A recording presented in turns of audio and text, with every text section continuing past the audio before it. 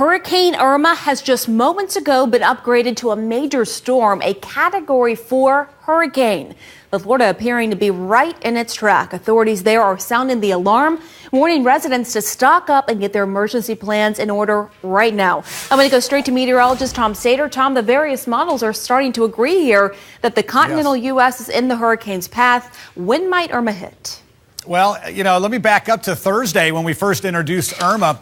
We said that we're really going to need about 4 or 5 days, and that's starting to unfold. As you mentioned, the models are getting into agreement. But when we showed you a model last Thursday, the European model and the U.S. model were 1,200 miles apart. The U.S. model up by the northeastern U.S. and the European down by Florida. Well, now they're pretty close, and I'll show you. This system right now is just as strong as Harvey was when it made landfall and devastated Rockport, Texas. The winds are the same at 130, and it's moving right over the northern islands of the Lesser Antilles. That's St. Kitts and Nevis. That's Antigua, Barbuda, Anguilla. In fact, might move right over that. Then it's the U.S. British Virgin Islands that have a watch. That'll go to a warning, as well as Puerto Rico.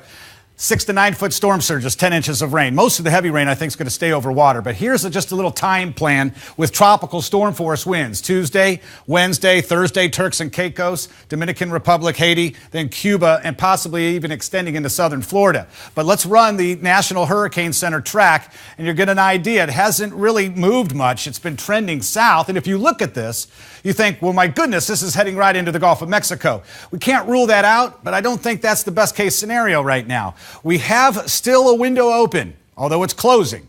But we have a window open that we could see the system turn to the north and stay out in the Atlantic off the coast. But that window is shutting quickly.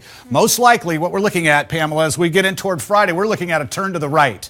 We don't know when that will happen, so we can't give you exact location of a landfall or the timing just yet. But let me show you the European now with the U.S. model. And as we put these in comparison now, first of all, they're on top of each other. So we start out at the same location.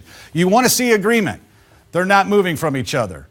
But as we get closer out, or farther out, I should say, there is some variation. This is Sunday afternoon. Now, last Thursday, it was Saturday night we had it here, so it hasn't been moving much. Let's take it now to 9/11, and it does look like, if it doesn't make landfall in Florida, somewhere in the coastal Carolinas. So everyone needs to start preparing, have a plan, sit down with the family, and discuss this. Next weekend, maybe a major hurricane, at least Category 3, 4, could be 5. And of course, all this on the heels of Hurricane Harvey. Tom Sater, thank you very much.